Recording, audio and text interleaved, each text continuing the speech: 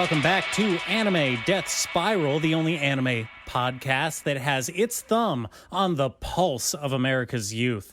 That's right. It is officially summer, beaches, babes, hot movies in theaters. What the fuck? You have really just slid into a very specific kind of opening now. It took you 152 episodes, but like you've really slipped into this one kind of thing. It's your broadcasting training coming through, really. Listen, I went to school. I have to get my money out of this degree somehow. I still owe so much on the student loans, Remy. We have to monetize this podcast so I can pay my student loans. Look, I'm trying, man. I'm trying as hard as I can. Trying to get you over the top here. Listen, there's only so many ways you can say welcome back to the podcast, okay? You know? Disagree. Hard disagree. Forgive me if I defaulted a little. I'm sorry. You were about to talk about some shit you don't even fucking know about. Beaches and shit.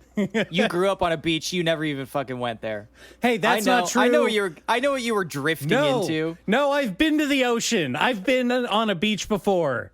You know? Yeah, you despise it. You despise it like fucking Nosferatu. You're like, I have to sleep in a coffin just to fucking make it over the waves. Yeah, I hate sand. It's rough and coarse and it gets everywhere. Absolutely. Look, we're all in agreement there.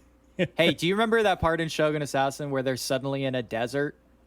For no reason? Yeah, for like no reason at all. Mm-hmm. And then you think about it and you're like, well, wait, does Japan have deserts? And it's like, no, it's got to be on the beach. It has to be on the beach, right? Probably on a beach somewhere. You know, the same thing occurs to me when I watch Army of Darkness and I try to remember like which part of medieval England had like an LA style desert outside of it, you know? The Death Valley. That Death Valley segment of England in central Wales. Look, once you get out of Scotland, there's just that stretch of Death Valley until you get near the city.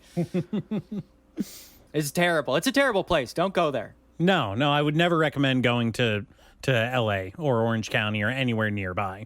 In fact, stay out of Nevada, too. I'm not crazy about them. I see what you were doing, though. You were going to say beach, Jaws, summer blockbuster. Yes, thank you. I was trying to do like a natural roll into the topic, you know? You really jammed me up there. I don't know why you had to stick your foot out. Look, as the only anime podcast, we have to keep it as real as possible. It's true. And I do apologize to anybody if I have been less than 100% real with them. I'm a real boy. You got to be real. I always have been. Look, there's a lot of things about the show I'm not proud of. A lot. I'm not going to list them. It would take too long. But let's just leave it at that. There's a lot of things. But I'm always proud of keeping it real. I will always keep it real with you. I promise you that. Will always keeps it real. I always keeps it real. All right. Well, before my segue got interrupted, yes, I was trying to lead into some summer blockbusters that you saw, summer horror vibes. That's 2026. You must be talking about the horror renaissance. Yeah, summer renaissance of horror. The summer horror renaissance that we are currently in the middle of. The summer-sance. Yeah, the summer-sance. No, yeah. the summer ween. No, wait. Summer ween. Yes. No. Is that trademarked? I don't know. We'll figure it out later. Yes. Summer ween? It's been kind of the case for a hot minute that it seems like the best horror movies come out in the summer. That keeps happening. Yeah, and what's crazy is the best movies are horror movies. Well, okay, so we talked about this a little bit last episode, but it's like, are the horror movies are the best movies right now because all of the best directors and people who want to be making movies are like horror nerds and people who grew up watching like horror stuff from the 80s and 90s, or I guess now like the early 2000s. Like have we hit the era of horror directors that were directly influenced by Saw and like Paranormal Activity? Yeah, of course. Dude, the fucking Backrooms was a YouTube guy. Yeah. We've got YouTubers directing hit horror movies that are like breaking the bank on fucking opening weekend. Which is wild. I want to see Backrooms so bad. It's fun. It's fun. I like that it's set in a furniture store. Furniture stores are creepy. So right off the bat, you were like, Well, we're okay, doing so I was watching an interview with Kane Parsons, the director, yeah. who is a tiny little child. No disrespect, but he's a tiny little child in short It's true. pants. It makes me feel very old. It's wild. It's a wild thing. He was talking about, he was obviously inspired to make his short by that, viral tweet of the original Backrooms No, it's photo. a 4chan post. Yeah, 4chan 4chan post. Yeah. Yeah. And that I'm not original picture that kind of sparked, his inspiration was taken at a furniture store. So I think that's cool that he set the movie in a furniture store. It's very cool. It's one of the coolest things I've ever seen. Yeah. Anyway, Backrooms is not the only horror hit out right now. I mean, we are in a tear. People liked Hokum quite a lot. I don't know if I liked it quite as much as other people, but I did like it. I enjoyed it. I liked Hokum. I liked Hokum quite a bit. It has my guy in it. I'm always there for some Santa Cruz local Adam Scott. Absolutely. I like it. I like it when he is a big asshole. I think that he plays huge asshole way better than he plays like lovable goofball, which is kind of his other wheelhouse, it seems. The Parks and Rec kind of persona. Yes. Touching back in with his original character in Party Down. Yeah. And I like Party Down. I like Party Down quite a bit. Yeah. But I think that Adam Scott definitely is more in line with smarmy douchebag. I think he really shines with that role. Yeah. It's unfortunate a little bit because he's so good at it that it's actually kind of hard to watch. He's like, I just fucking hate this guy. Yeah. Mm-hmm. He does it too well. And I guess spoilers to anybody who hasn't seen Hokum, but when he tries to kill himself after being an asshole to that bartender, I thought that was very funny. It's funny and cool. Yeah, whatever the opposite of a jump scare is, like that was a jump laugh for me. Yeah, it's a jump laugh. Yeah. That's good shit. I felt bad for that chick that went out of her way to save his life. And yeah, she shouldn't have done that because she died. And he did not. Here's what you get for it. Yeah. She did not deserve to die as part of his redemption arc, Yeah. Did you notice that he basically caused the death of 2 different women who end up saving his life? Yeah. Yeah. What's up with that? It's a little weird. It's a little weird, don't you think? It is a little weird. I found myself thinking about that a lot after the movie. Not a huge fan. And I did think about that a little bit.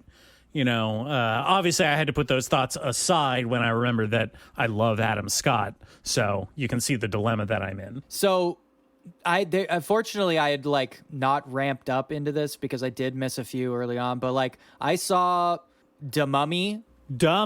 I saw Mother Mary, which turned out to be only kind of a horror movie, or we could call it an avant-garde horror movie. That shit fucked me up. I haven't even heard of Mother Mary.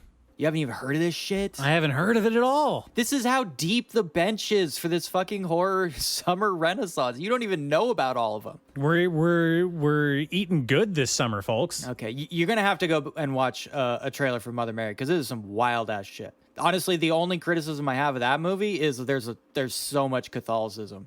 There's so much Catholicism in that movie. A trend in horror, you have to say. I mean, sure. Well, I bet it didn't have a Catholic Spec Ops demon hunting squad. It did not. Unfortunately. We've got to exercise the hacked computer to get this demon out of there. Oh man, people underestimate that movie. You gotta go back and check that shit out. The one that everybody is obviously talking about, though, for good reason, because it is doing something that no movie has done since Paranormal Activity 1. Obsession came out. It was made for $750,000. It has made over $100 million in 2 weeks. You might even say people are a little obsessed with it. I wouldn't say that because, I wouldn't say that. That sucks. I would never say that. I wouldn't say that. but some people would. Aw. Some corny ass people would probably. This is honestly, this is why people are making horror movies, because every once in a while you just make a free $100 million. You just print free money for no reason. Well, that's always kind of been the case with horror as a genre. You know, it's a pulp thing. You make them cheap, and you almost always earn your budget and marketing back because you put them out in the summer. They are accessible, like fun things to go do. People like to get out of the heat in a movie theater. Let's go see a spooky movie. It makes perfect sense. Yeah, people don't really mind when horror movies are dumb, too. Yeah. That's another big part of it. And so, well, okay, I mean, and I think we've touched on this before, but that idea that horror movies can be dumb is in direct conversation with what is described as elevated horror now, right? And we've always kind of had like a weird, we've always had a weird relationship with that term. I think that horror is okay to just be itself and be a either good movie or bad movie. Regardless of whether it's a horror movie, whether or not you want to classify like introspective horror, like high-minded horror sounds even worse. Conceptual horror. Yeah, conceptual horror, like I guess. But it's all scary, you know, whether or not it's blood and guts puppets shit from the 80s or A24, like Prestige, you know, Ari Aster stuff. Like that's all horror. I don't think we have to point it out as being elevated. If I had no context for it, if somebody said elevated horror to me and it was like the first time I heard it, I would have assumed that meant like genuinely scary horror movies. See, I just used to call that French horror. For a while it was. One of the scariest movies I ever saw to this day was this weird ass fucking French movie I'd never heard of. And no one ever did because it was called Evolution and people just assume it's the David Duchovny movie. Man, I love that movie. It's hard to talk about because Orlando Jones, you know, they have the giant slime monster at the end. They defeat it with Head and Shoulders shampoo. So clever. I haven't watched it in more than like 15 years or something. I am terribly afraid that it does not hold up in any way.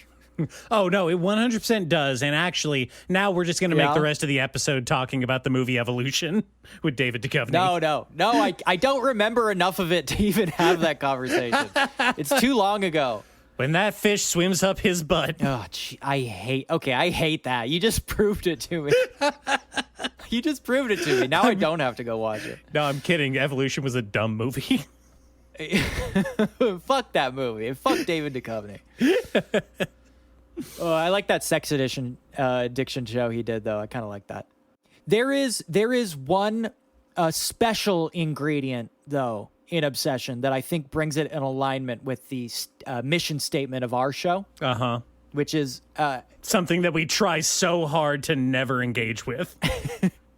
You know, sometimes it takes a little while to get around to it, but it is an anime show. And because anime is the dominant culture, it is youth culture, it is leaking into every aspect of our lives, everywhere, as discussed before.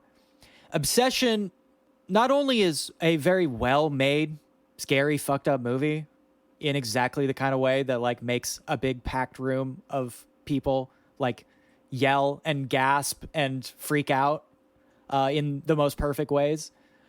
It is also a straight up like uncut yandere movie. Pure there it is. Dope. It is like medical grade fentanyl level yandere.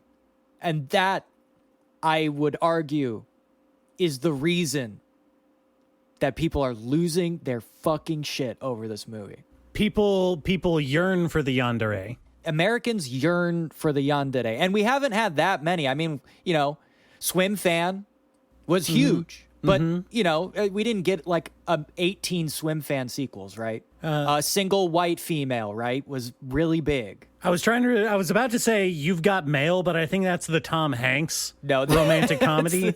Yeah, that's the Tom Hanks movie, not Yandere. What's the early 2000s one about the internet stalker? That's Swim Fan. That's Swim Fan? Okay. All right. Yeah.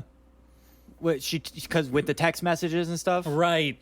Swim Fan is like her knockoff AIM tag. Right. Yeah.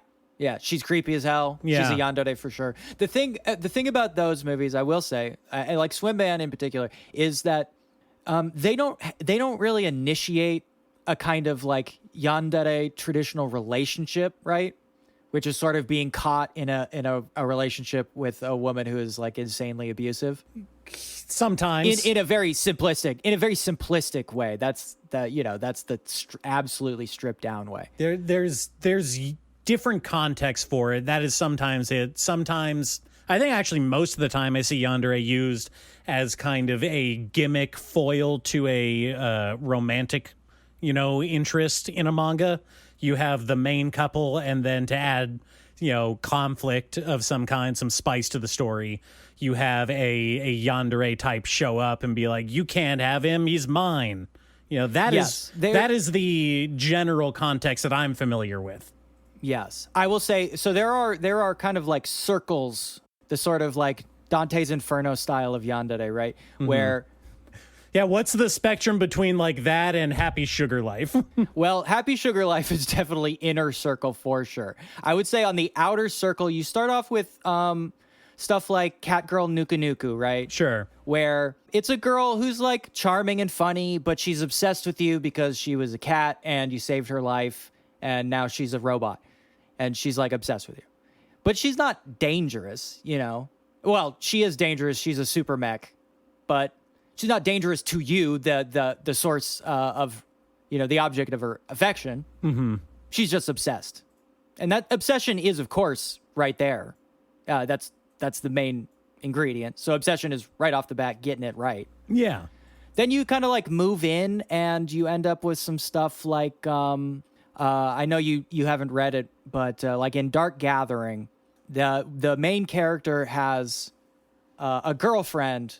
Like their relationship is strong and she's not abusive, but the show, the manga and the show does a very fun thing where they slowly kind of peel back the layers of this girl's personality, and it is revealed that she is like spying on him all the time. She's put like bugs on his clothes and she is like subtly manipulating him psychologically.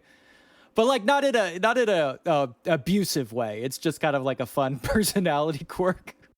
Yeah, just like a cute little quirk. It's her manic pixie dream girl trait. Absolutely, that's how it is presented to us. Mm-hmm. Then there's stuff like Diamond is Unbreakable, the JoJo yandere, right, in that season, where Koichi accidentally captures the interests of the hair girl Yukako. Yukako? Yeah, Yukako. Yeah, Yukako. And at first, he's like freaked out by her and he hates her, but she like relentlessly pursues him. And then it kind of becomes like, it softens up as he realizes she genuinely cares for him. And I think she dies saving his life, right? Mm-hmm. So there's that level. And then we get more towards the like, like Misa from Death Note, who is like a genuinely like not good person whose love manifests itself as evil crime shit. Yeah, and so this is kind of where we get into the first step in major evolution, because like I said, I'm familiar with when I first heard the term yandere, it was in the context of, like I said, like rom-com stuff, love hina archetypes. Yes.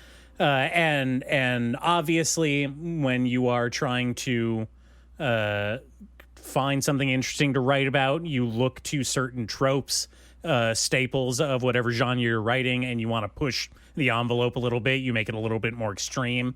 That's how you end up with a Misa type from Death Note, which I think is the next major evolution of what people define yandere as, which is the not just like, aggressive type, like aggressively pursuing romance, but straight up obsessed and stalking type. This is someone who is not fully mentally there in their decision making. Yeah. And then we move on to stuff like, as you said, Happy Sugar Life, or my yandere, as I've talked about many times, from Mirai Nikki Future Diary, Yuno, which is my favorite one. Because she just kind of appears in the story and she's like, hey, main character, whether you like it or not, I am going to like murder all of your enemies in like really horrifying ways to keep you safe because I love you. And because Future Diary is really fucked up, by the end of the series, he loves her too. And that's the best kind. Okay, well, I love Yuna. She's fucking absolutely. See, you're doing insane. it. You're doing it right now. You're yearning for the yandere. That's what I'm saying.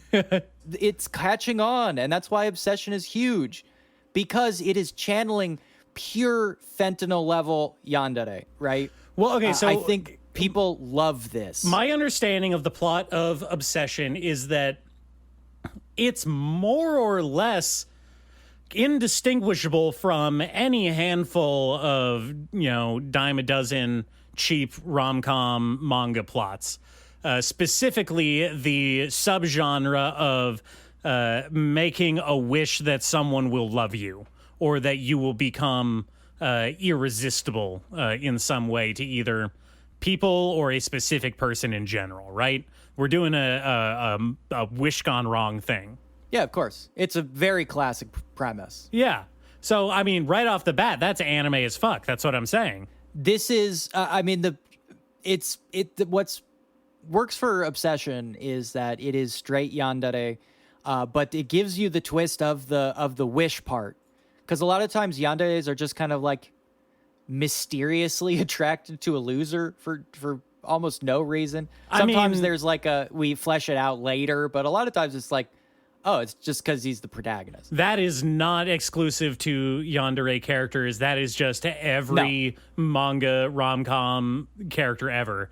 There is not a rom-com that exists that has not left me asking, why is she attracted to this absolute loser? Absolutely. And one of the manga I seem to somehow bring up all the time, which is, I think, the most closely related to this movie, strangely enough, is the harem death game manga I've talked about a few times, wherein the guy makes a wish that all the girls will love him, and a fucking demon appears to them and says, if you don't get him to fall in love with you, I'm going to murder you.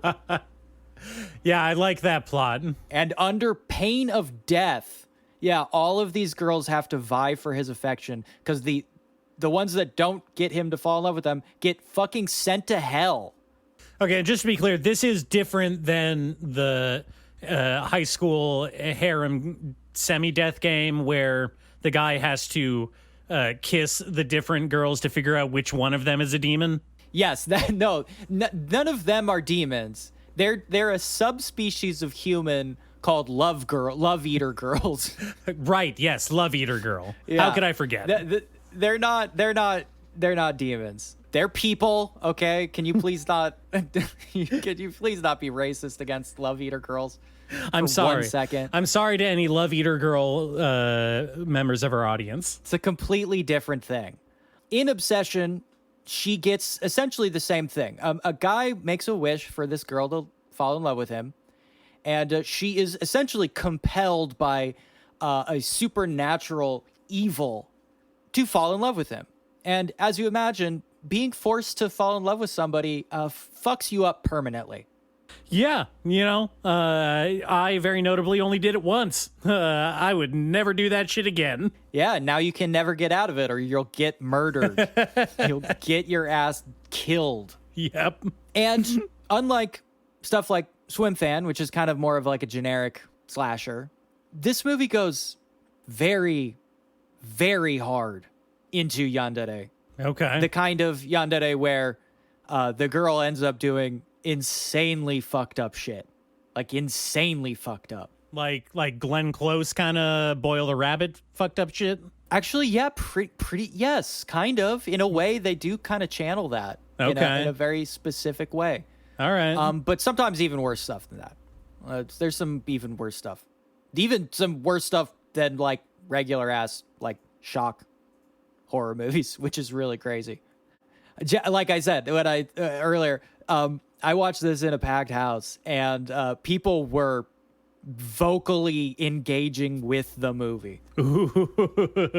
Like, people were having, like, provoked compulsory reactions. It's powerful. It's a powerful movie. No, I've been in a few theaters like that. I remember going to Midsummer a couple years ago, pre-COVID. Yeah. To go see that in a packed house on opening night, and some of the scenes, the wave of tension and disgust through the audience was palpable. Oh yeah, when that shit ripples through, it reminds me of a time somebody posted a recording from a premiere of Halloween, the first Halloween movie. Mm-hmm. It was just a recording, not of the movie, just of the crowd, and hearing people like watching that movie for the first time. It comes out and them like reacting to it in real time. No phones, no phones as far as the eye could see. No phone, no hot chip. That is a joy. Like, that is an absolute pleasure. And it reminds me too of like and I'm sure I know they've done this for a very long time. I remember even back when The Tingler came out in the 50s, they were doing advertising where it was, look how scared the audience is. Yeah. But when Paranormal Activity 1 came out and they just had the cameras trained on the audience and that was the entire ad, that's the shit. Yeah. That is the shit. A+ move. So back to the question at hand. Why obsession? Why is it hitting the marks right now? Like I intimated earlier, we're starved for yandere, and we've been the market for yandere in America has been mostly ignored. I mean, like all things, there's huge exceptions, of course. Hence the Swim Fan mention over and over. But we, unlike anime, where we're spoiled for yandere, everywhere you look, there's yandere, right? And a rainbow of yandere, every flavor possible of yandere is catered to in anime and manga. The roads are paved with it. The roads are paved with the yandere. You even get like pseudo yandere, which like pay off in weird ways. I think of like, in Chainsaw Man, right? There's more than one. Yeah. But they're off model yandere. There's some liberties taken with those yandere. I think the buzzword explanation is obviously the male loneliness epidemic, Remy. It's affecting all aspects of life. Yeah, you do like to get on that one. The people love it when honestly, I think the appeal of yandere on like a base level is that it's a relationship that you have no emotional responsibility for because it's happening to you, Yeah. It's unrequited. Therefore, anything that happens is always because of the other person. And I think that plays in also to kind of that like attitude in anime that we've talked about where like people kind of have a off-putting reaction to the concept of intimacy and closeness. Is it gay to date girls, right? Yeah. There's also the aspect of it's exciting. It's an endlessly exciting relationship. It doesn't get boring because she scares the shit out of you. Yeah. Yes. Well, yeah, there's the shock appeal of it. Something is always happening again to you because to you. And I'm going to keep stressing that because I think that is the biggest part of it. It's something that's happening to you, therefore, you don't have to take responsibility for your emotions. Agency is removed. Yeah. Yeah. You have no agency in this situation. So I think that's kind of like the big appeal of it. And I think from everything I'm hearing about Obsession, it's really honing in on that weak point for a lot of people right now. Maybe that's why it's made $100 million. It has made over $100 million. The people yearn for the yandere. I think this one's also a good entry point too, because you can still hate the dude and feel bad for the girl. Yeah. Well, again, now because of the wish thing, which is like essentially a form of mind control, right? A form of? It is literally a form of mind control. I'm not saying that it could be anything else. I'm not implying that. One of the many tools in my mind control arsenal.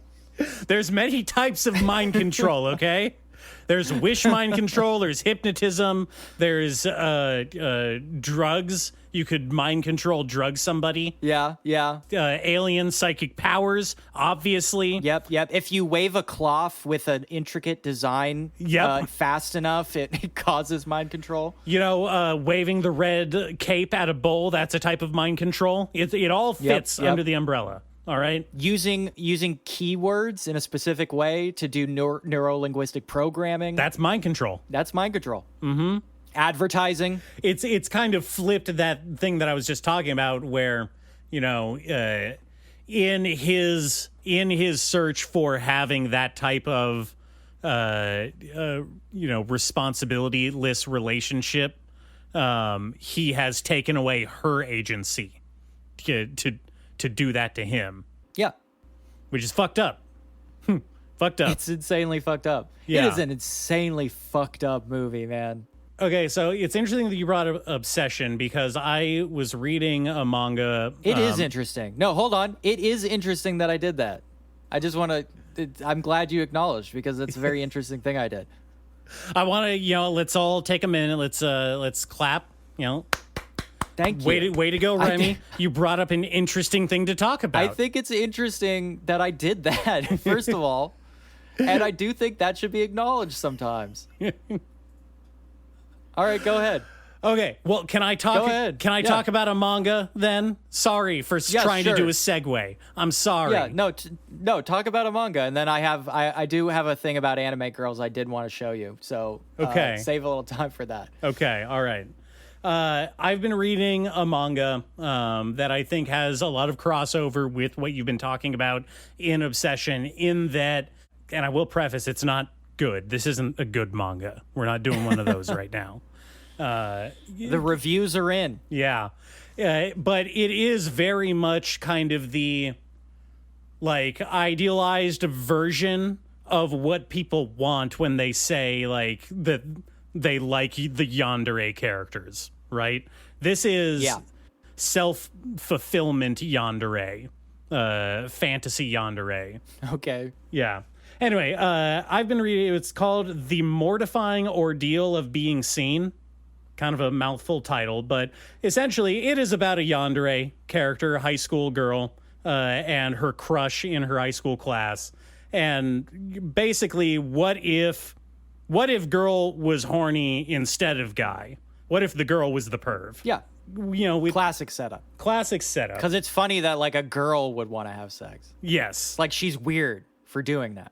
It's trying to do a subversion on that, kind of dynamic where he is the aloof kind of preppy kind of guy in the class, and she's the quiet glasses type, except she is constantly eye fucking him.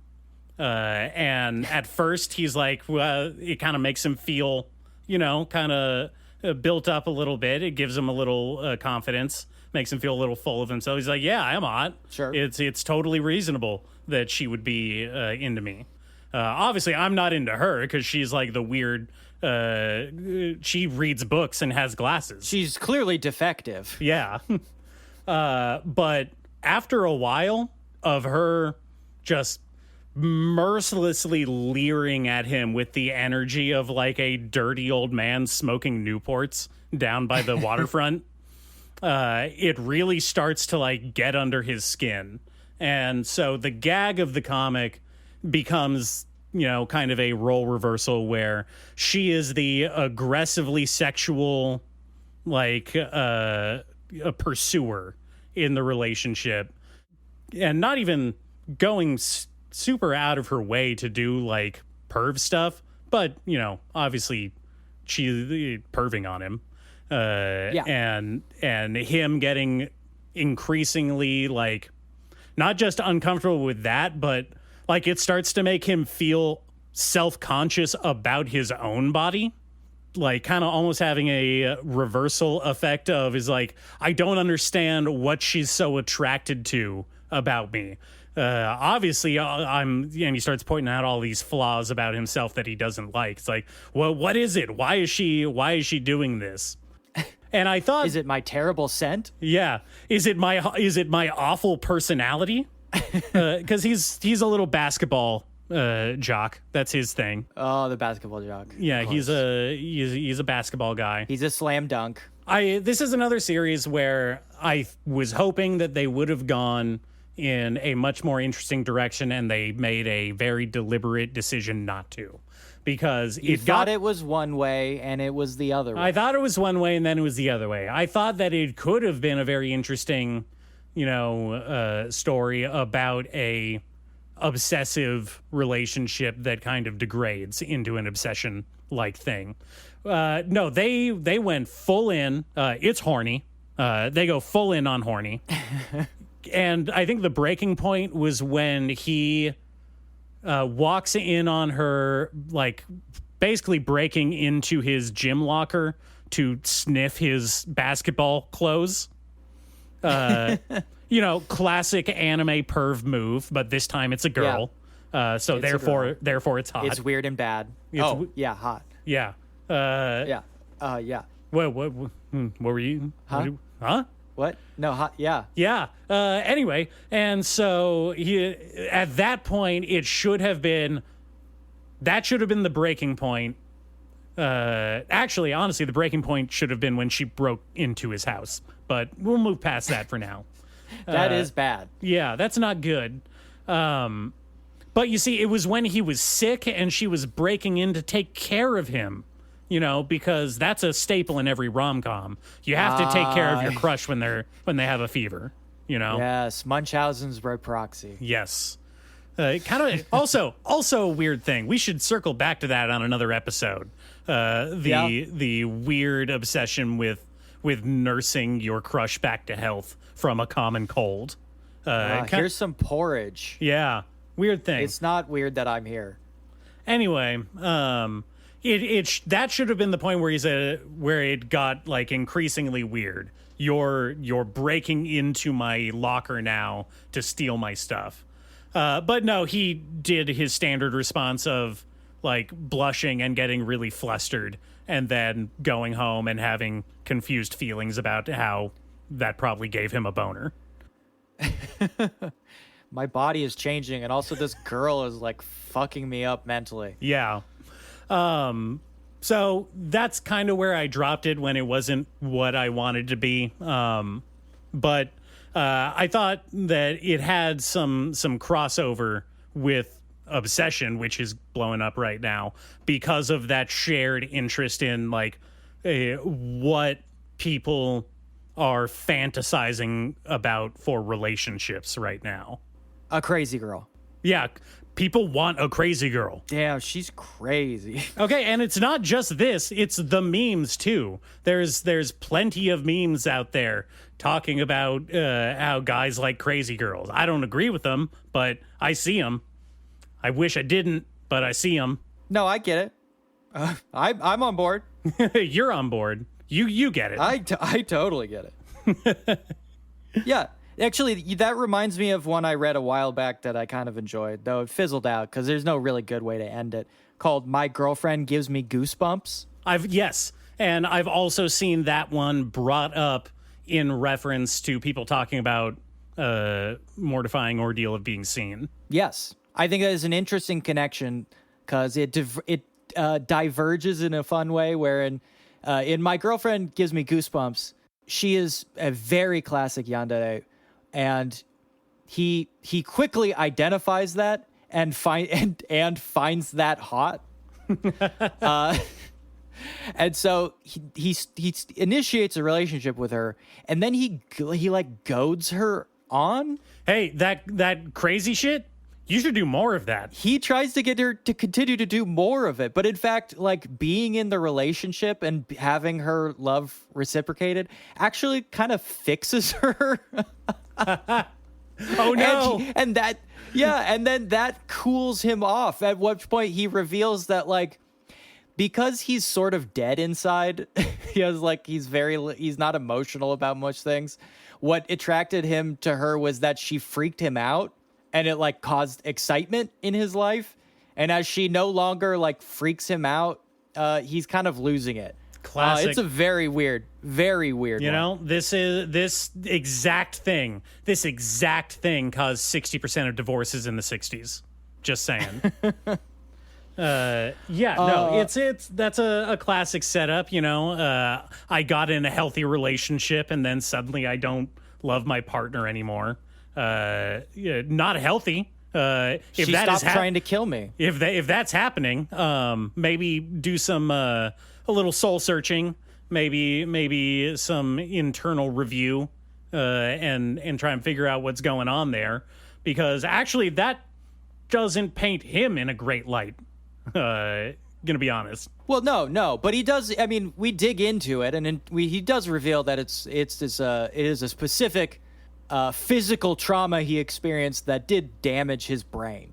He is disabled. He is a disabled person who is suffering an actual. Oh, he has literal brain damage that causes. He has literal brain damage, and like he's getting like memento disease, and it's like getting worse. And the only thing that anchors him to like the present moment is when like really intense things happen to him. It gets very messy. You would think that having memento disease would be the focal point of the narrative. That's kind of a big deal. We don't even learn about that until way later. Later. I have memento disease, but it's not a big thing. So like, don't worry about it. Yeah. There's a point where like another girl is like, hey, if she's like starting to bore you, do you want to like cheat on her and see what that does to her craziness? And he's like, maybe I do. I don't know. Maybe. I mean, I do have this memento disease. And then we're like, what? Wait, hold on. Wait. Back up. You have memento disease? Wait, hold on. I want to know about that. Yeah. They told you about it at the beginning of the series. And the name of that other manga was Harem Royale, which is great name. Lays it all out for you. What do they call a harem in France? Harem du fromage. Okay, let me link you to some, because this is about anime girls in particular. We've been talking a lot about anime girls and the particular relationship people have with them. Unfortunately, in our line, we have little recourse but to talk about anime girls most of the time. They are an economic force that is propping up like the GDP of Japan right now. We're not totally joking about that one either. Yeah, shit's getting weird. Here, go ahead and click on this link here. Click on this totally safe link. Click on this safe link, this safe for work link. Okay, well, it's an article called The Most Attractive Anime Girls of All Time, which I hate that. I hate that as well. This was fed to me by some fucking trend thing in my RSS feed. Oh, I thought you were going to say a friend, and I was going to you have to cut them off now. Yeah, no, that would be you, and then I'd have to end the show. I want you to just go ahead and read the introduction, and then I'll tell you what I want from you. Tell you what? I'll tell you my demands. I will. Yeah, I'll reveal them. Okay. All right. Yeah, sorry, folks. I'm gonna have to read something on an audio show. Go ahead. Oh, do you want me to actually read it out? Yes. Read it out loud. Okay. For the audience. All right. Well, this is from reputed journalistic source ranker.com. So yep. you know its rankings are tight. Make your voice heard. All right.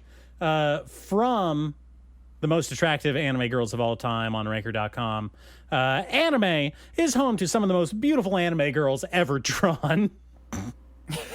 with characters who captivate audiences through stunning designs, unique personalities, and undeniable charm. That's important.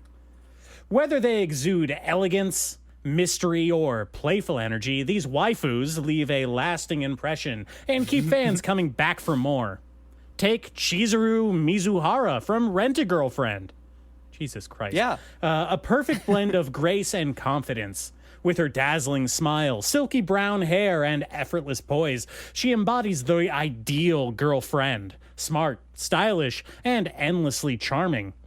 Whether she's playing the perfect date or revealing her more genuine, vulnerable side, Chizuru's allure is impossible to ignore. Impossible to ignore. Impossible. That's why we're on season 4. That's why he makes the big bucks. And you're reading Rent-A-Girlfriend. On the other end of the spectrum, Makima from Chainsaw Man commands attention with her intoxicating mix of power and beauty. Her calm demeanor, hypnotic eyes, and subtle yet overwhelming presence make her one of the most enigmatic and dangerously attractive characters in anime. Behind every soft-spoken word is an unsettling sense of control, making her as alluring as she is terrifying. From cute anime girls to seductive femme fatales, this list is packed with stunning characters who define anime beauty in their own ways. Check out the full rankings and see which waifu reigns supreme. Thank you. I was feeling like I've been doing the bulk of the reading things on the show, so I'm just trying to get it like a little bit more equal. How'd I do? You did fine. You know, you could improve on your reading voice. Pick something more academic sounding. You did more of a presentation thing, which is, like I said at the top, is a little bit more of your college educated broadcaster voice. Hey, you know what? I trained the way I trained, okay? No, no shade.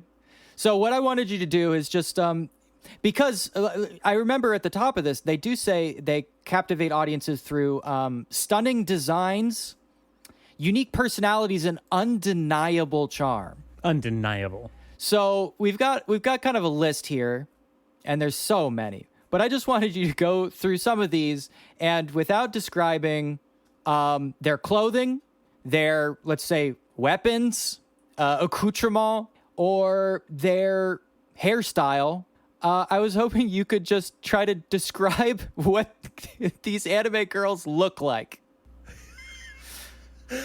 How am I supposed to differentiate women without any of those things, Remy? I'm sorry. You're going to have to figure it out. I'm wondering if you could tell us what these anime girls look like because of their captivating and stunning designs, unique personalities, and undeniable charms. Okay. I figured this shouldn't be too hard. You can just describe what these anime girls look like to our audience. Okay. All right. I will try.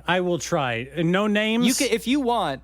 You can give us the name, and you can scroll through and pick ones that you find more distinctive if you need to. Okay. But just try to give us like a description of what they actually look like without any embellishment. Okay. All right. And you know what I mean. Yeah. Well, all right. Mm-hmm. I'll try.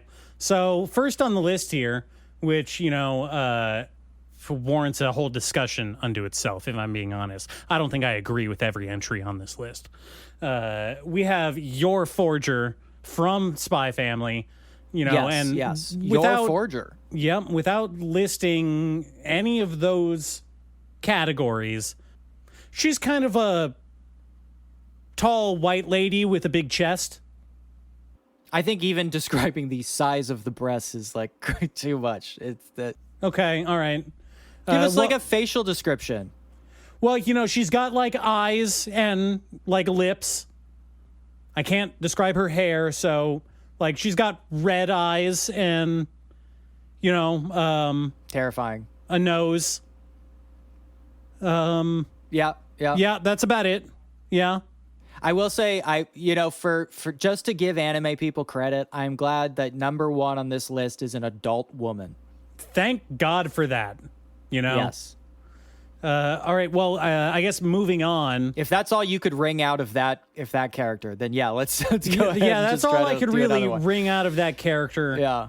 All right. So number 2, we have Rias Gremery Yes. from High School D by D, which I never watched. Obviously, High School DxD.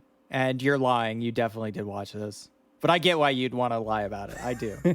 And High School DxD kind of having a resurgence. I've been seeing a lot of ads for the gotcha game based on High School DxD. Okay, so we're calling it High School DxD, and I am then correct for calling it Hunter x Hunter. You could call it Hunter x Hunter if you want. It's closer than Hunter by Hunter.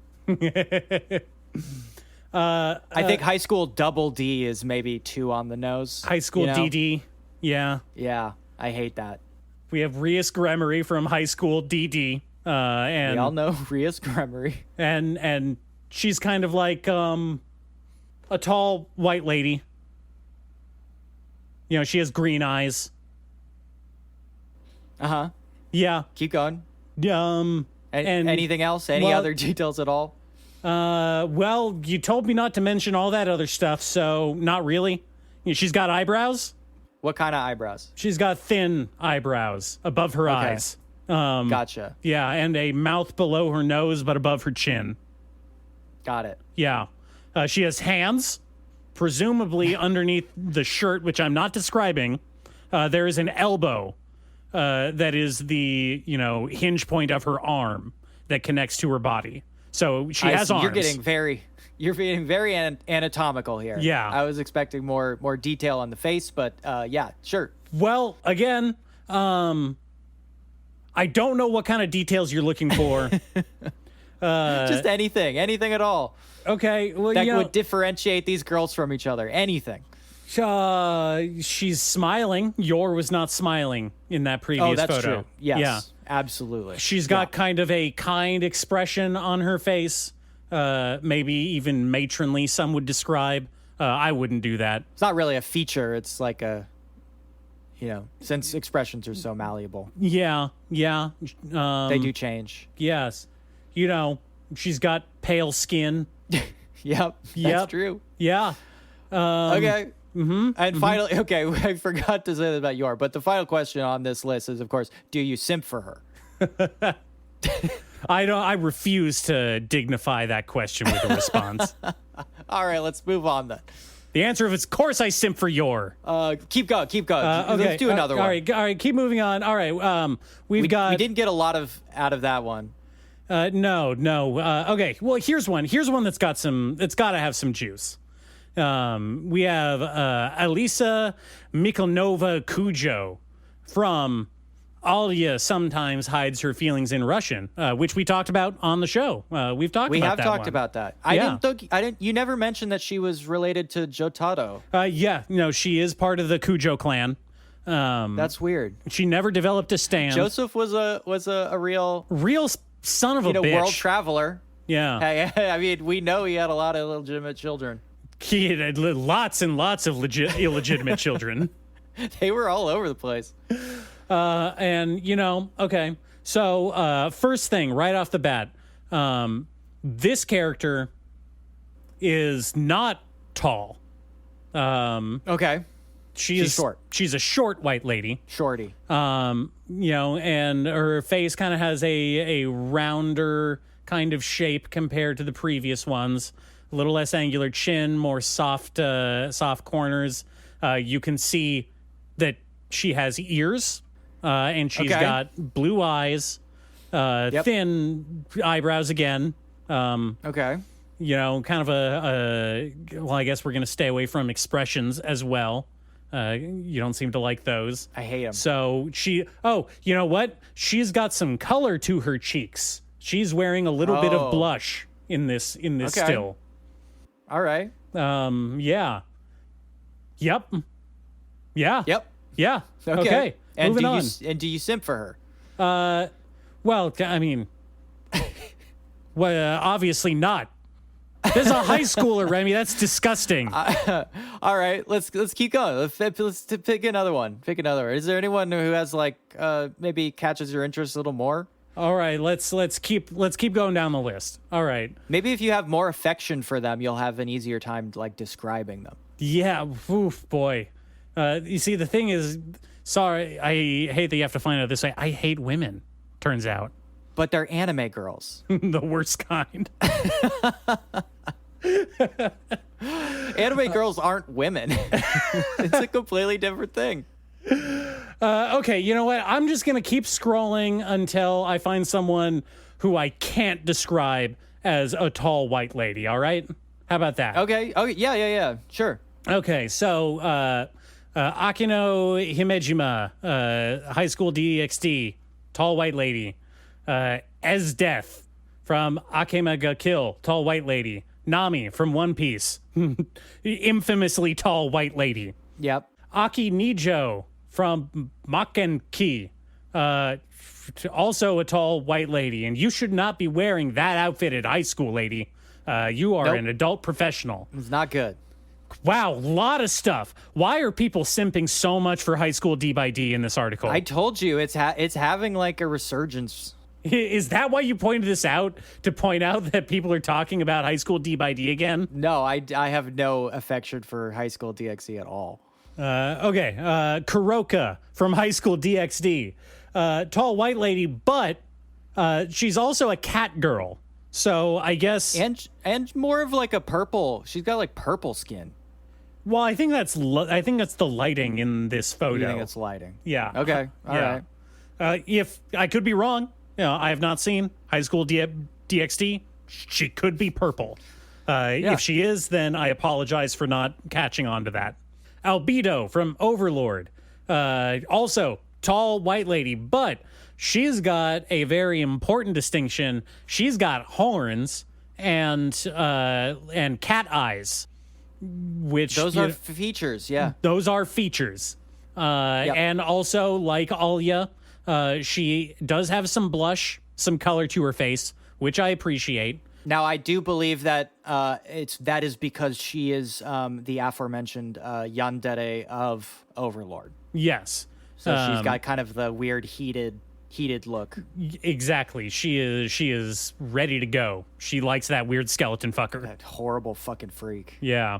We have Raftalia from Rising of the Shield Hero, who, in addition to being a tall white lady and having, in this case, a tail now and raccoon ears, I need to remind everybody that she is a slave canonically. And you should not be simping for her. I didn't think you'd bring that up again, but sure, yeah. That is a feature, I guess. No simping for Raftalia until freedom, until liberation. Yeah, we ain't free till we're all free. Yeah. Okay, Asuna, Sword Art Online. Now... Gamer girl. Gamer girl. She's got brown eyes and a mouth and groomed eyebrows, no color. Groomed. She's very pale, corpse-like even in this photo. Sure. Kind of a blank 1,000-yard stare, which I'm not counting as an expression. I assume that is trauma from having played Sword Art Online. She does have a lot of trauma. That shit that happened to her is pretty fucked up. Yeah. So, that's not great. Yep, that's about it for her. All the way down at number 12. So this is interesting. Okay, so 12 and 13 are the two characters mentioned in the intro of the article. Yeah, at 12, did not break top 10. Did not even break top 10, and yet they got mentioned by name in the introduction.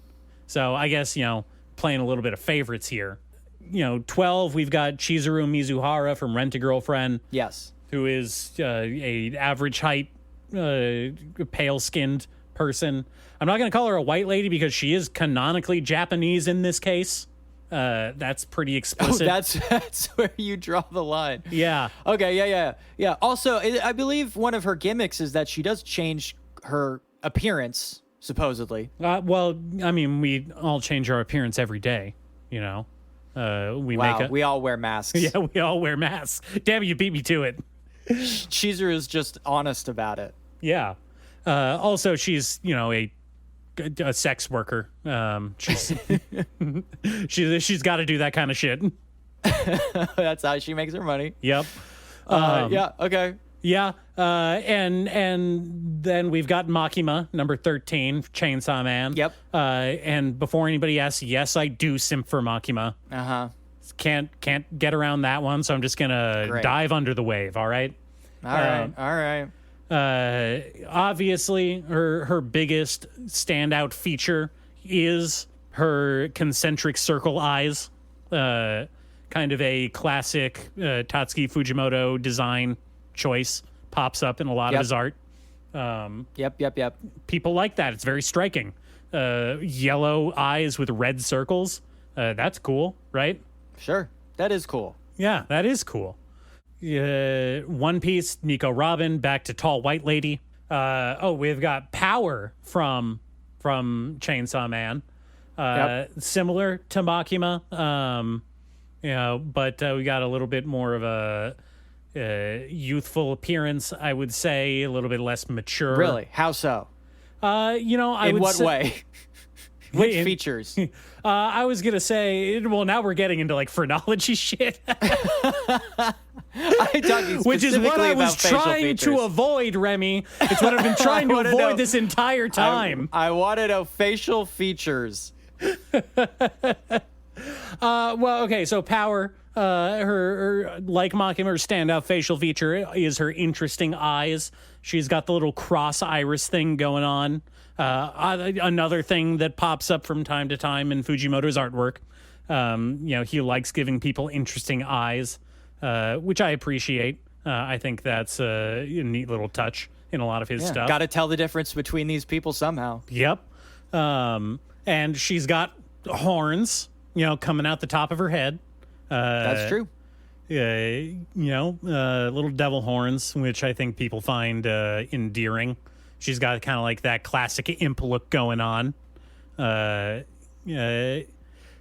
We've got number 16, Violet Evergarden. Yep. White lady with blue eyes. She's like part robot or something. Yeah, something like that. I don't know. Yeah. I thought she had PTSD. I thought she was a soldier.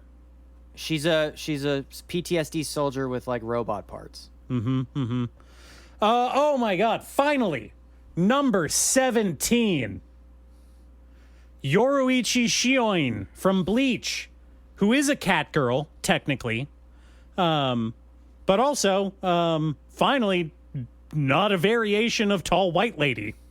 Tan skin, yellow eyes, no cat ears in this form. No cat ears here. Nope. Not on this one. Can't describe her hair. She's got kind of angry eyebrows, I guess, is a defining feature for her. Got a downward slant eyebrow. Yep. She's got the single eyelash coming out of the bottom of her eyes. Interesting choice. She may have more eyelashes that are covered up by the hair that I'm not going to describe. The hair, yes. Yeah. Urza Scarlet, Fairy Tale, white lady with dark eyes. Yeah. Yep. That's true. Elizabeth Leonis from the Seven Deadly Sins. Leones. White lady with blue eyes. Yep. Yumiko Jabami. Pale skin, red eyes. Looks like she wants to murder you because she does. Yeah, also a very off-model yandere, just to tie it back in. She not necessarily like desperately in love with the main character or anything, but she has yandere energy that she projects in all directions constantly. Yeah, no, she is an unfocused yandere. In fact, her yandere is the thrill of winning the bet. Yeah. She is aggressively, murderously pursuing the win. I believe she's what you call a sword with no hilt. Yes. Nice. Do you simp for her, Remy? For Yumeko, I mean, I have a lot of fondness for Yumeko. I'm going to take that as a yes. I don't know if it's the same thing as simping, but I do enjoy her character. Hinata Hyuga from Boruto's dad. It is Boruto's dad. Yep. But the other one, the one that gave birth. The other one. Yeah. Okay. Well, fair-skinned, has no irises or pupils because she's super blind, you see. She has corpse eyes. Yes. Her whole family has corpse eyes. But the cool ninja kind that give you superpowers. Yeah. Good thing she can still see without irises. Man, this list is too long. Oh, it's going. I was thinking you were going to maybe try to find somebody who had facial features at some point, but I realized scrolling through the list, it's a bit difficult. It is. I'm given so little to work with here, bro. You know what? I'm just scrolling to the bottom to see if we've got anything else. Well, hold on, because Mikasa's pretty far down here, but she does have a facial scar. She has facial scarring. That is a facial feature. Okay, fair enough. I have not gotten a Mikasa yet. I saw Tsunade. Oh, also from Boruto's dad. And she's a tall white lady, but she has a little blue diamond on her forehead. Yep. Yeah, she does. That's how you know that she's a sage. I think that counts as accoutrement. Yeah. Also, unlike most of the other entries on here, she does appear to be wearing either lip gloss or lipstick of some kind. Surprisingly rare. Yeah. And I could be wrong. You know, it could be the artist just decided to draw her lips with having color. Hard to tell. You know what? I almost scrolled past one of the most defining ones on here, and that would be Akane Kurokawa from Oshinoko. It's not pictured here in this photo, but famous for having those star eyes, those starstruck eyes. The very famous star eyes that got her killed, I think. Yep. I think it was the eyes. Her special eyes got her killed. Yeah, she had the idol equivalent of the Sharingan, and the eye guy had to scoop him out of her head. I think that's the plot. I think that's the plot of Oshinoko. Yeah, something like that. Yeah. And how far down did you have to scroll to see Mikasa? I have not run into her yet. She's way down. She's like at 35, I think. Phew, all right. Well, you know what? We've got Nezuko from Demon Slayer. Yeah. Here we have some actual defining features. She's got a horn, and very famously, she's got that bamboo scroll case that she holds in her mouth. Well, she's not holding it in her mouth. It's literally a gag. Forced into her mouth. That she has to wear so she doesn't bite people. And she's got demon eyes, which is cool. Got those popping veins. You know, she's been hitting the gear, taking that protein. Yeah. She's also very mad in this picture. They chose a picture where she's very mad. Kind of affects her whole deal. I mean, I assume I would be mad too if someone gagged me for most of my life. She's also kept in a box a lot of the time. You know that? Yeah, that's kind of messed up. It is messed up. Also, what's up with that? What's up with that and Yomi no Tsugai keeping people in boxes? It's really fucked up that the little lightning boy falls in love with her, even though she's completely silent little girl who is kept in a box all the time. Yeah, not cool. What the fuck, dude? Damn, I hate that kid. You know what? Yeah, scrolling through most of this list, I think that pretty much sums up everything. Yeah, honestly, the portraits get more heinous as you go anyway. Yeah. Frankly, I think some of these are outright offensive. Like the fucking picture they chose for Makise Kurisu from Steins Gate is what the fuck is wrong with you people? Why would you do that? Yeah. Oh, and we got Reze down here, another off-model yandere from Chainsaw Man. Yet another Chainsaw Man yandere. So in right now. You know what? Actually, I do want to shout out all the way down here at number 69. Nice. We have Momo Ayase, who is notable for having thick eyebrows. I like that. She's got thick eyebrows. I think that's cool. Gives her the ability to emote. Okay, can we incorporate future versions? Because they do have our girl Nobara Kugisaki on here but only Yeah. in her boring teenage version, not her cool eye patch scarred up adult version. We don't have very, very narrowly avoided death because of massive amounts of surgery, Kugisaki, though that is fair because she's in 2 panels. Still bitter about that one? Still fucking mad about that, yeah. Don't really mad about that still. Yeah. You know what? It's all prophetic anyway, because they really gave her the Sakura treatment. Like, really, like, down to the fucking letter. You know? You know what I mean? Okay, all right. We've got him talking about the end of Jujutsu Kaisen again. We've gone on She long was enough. they did the Naruto Sakura, No, and they just the people played her know. like Sakura the people down know. to the fucking You can't letter. you have to let it go. You have to let Makes it go me at this fucking point. mad. All right. Makes me mad.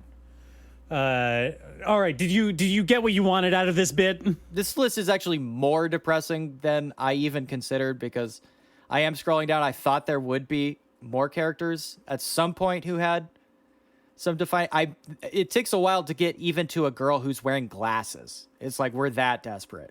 I guess all of this is to point out that yeah, if you take away all of their defining features, characters are hard to tell apart, Remy. Who would have guessed? I wish I didn't have to spell that out, but you know what? I just have to say it. You're just gonna make me say it? Yes, I'm gonna make you What say is it happening here? because this is a show where people talk about stuff. Okay, notably, you know what I did not see on here? What?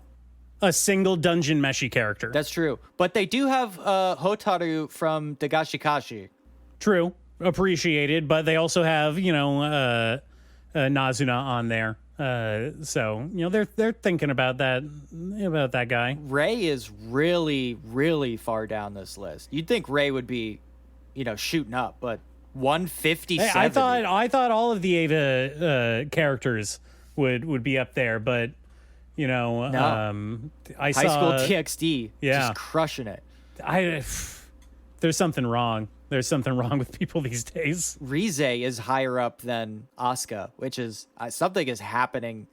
Something in the water has changed. Mm-hmm. Well, I brought up Dungeon Meshi because Ryoko Kui is an extremely talented artist, specifically in the area of drawing characters with different features and shapes. And Yeah, she does have faces. Yeah. And yes, everybody should go read Dungeon Meshi because it's amazing. Everyone should read Dungeon Meshi. It's really, really good. And I just want to mention, High School DxD has a character named Asia Argento. Wow. Just saying it right out there. It's just a green-eyed, blonde-haired little girl named Asia Argento. Presumably named after the actress. Yeah, you can't do that. You can't do that. Actress-director. She's directed some films now. It's true. Yeah. Yeah.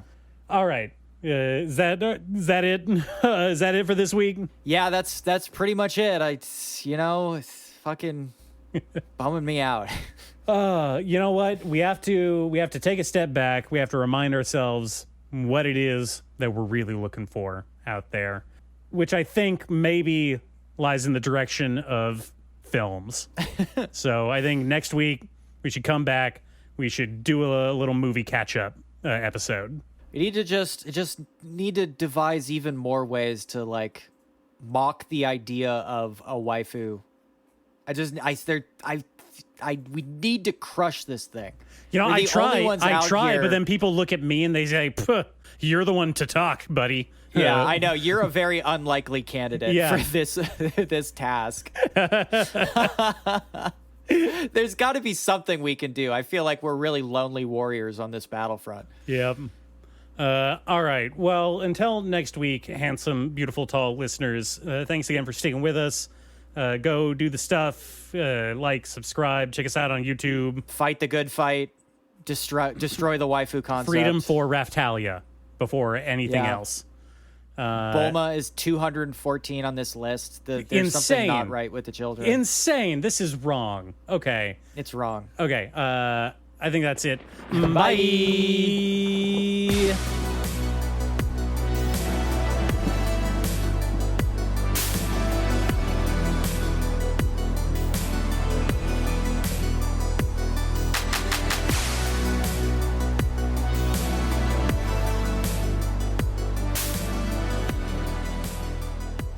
Oh man, I downloaded some real good fucking Simpsons memes recently. Let me tell you, sometimes the memes are good.